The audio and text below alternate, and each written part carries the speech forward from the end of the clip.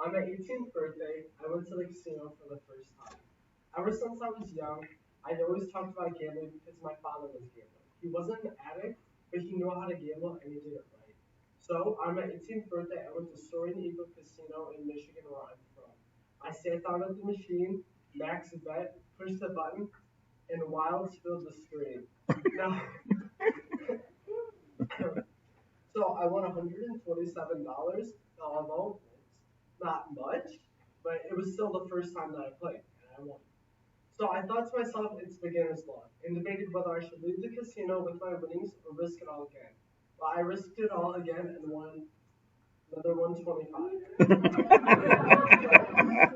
So although you may think this is something good, it wasn't. After that night, I thought, or I told my parents that I wanted to repeatedly go back and risk it again. On the way to our lake house on the weekends, I told them, can we just stop for once? Just stop to play $1, but we all know it wasn't a dollar. So that's why I'm grateful. When I came to Pepperdine, the connection between me and the casino, it was lost.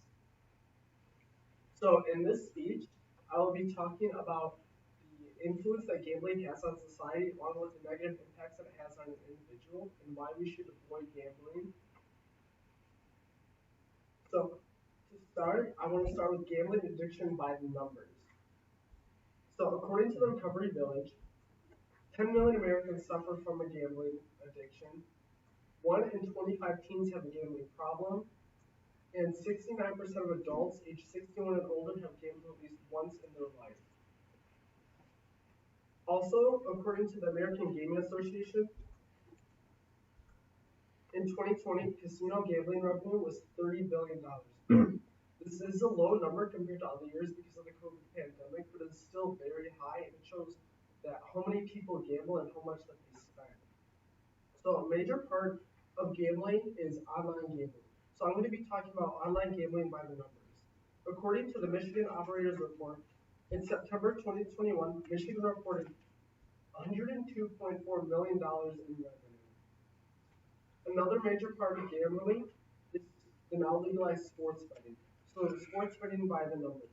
According to the same Michigan Operators Report, in September 2021, Michigan reported $23.7 million in revenue. So now I will be talking about the effects of a gambling addiction. According to the Mayo Clinic, these include relationship issues. This can be between you and your significant other, you and your parents, or you and your children.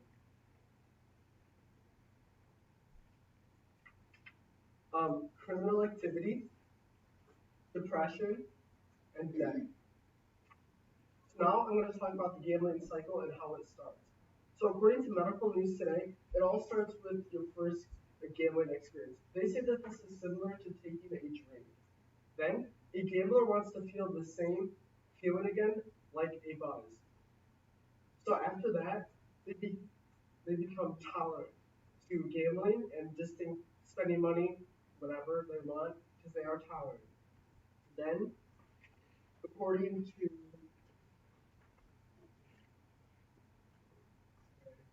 their ability to control weakens.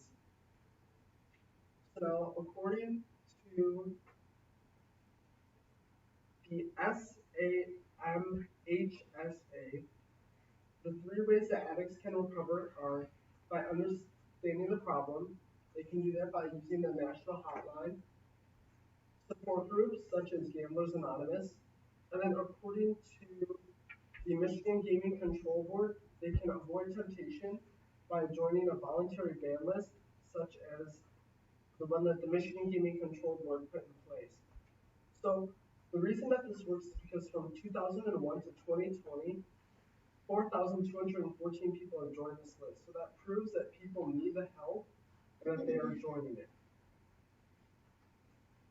So now I'm going to share a real life story about Michelle Singlehurst. This is not to say that she's a bad person, but I want to show you the real life effects that a gambling addiction can have on someone. So according to the article on BBC, she first started gambling online when her mother was ill and she had to take care of her. She took out loans and eventually sold her house for 440,000 British pounds. She eventually gambled that all away and was left with nothing. When her husband found out, she took their daughter, and left. So I want to share some quotes with you that really stood out to me and really shows you the impact of a gambling addiction. It wasn't until I was told I had a 1 in 3 chance of survival that I finally had a rude awakening. I couldn't believe how ill I was and how close to being homeless. We've got absolutely no chance of ever owning the property again. We'll be renting for the rest of our lives. The problem is a lot of the time you feel partially shut down, so you can't think straight. It's about the harm to oneself and others. I recovered from a gambling disorder, yes, but not from the chaos left behind. So as you can see, even though Michelle took those steps to recover, the effects still take over. And it leaves her alone since her husband left and depressed.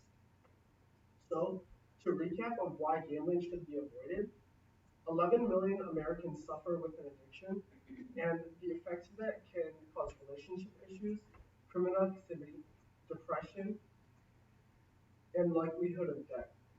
Also, gamblers become tolerant and their ability to control is weakened. So, how do we fix this problem? We can first contact the local state assembly members Richard Bloom by scanning the QR code, send him a message. Also, Senator Henry I. Stern and his email, phone number, and address are right there if you'd like to mail them a letter to tell them about the problems of gambling and show them the effects and why there should be more restrictions on casinos.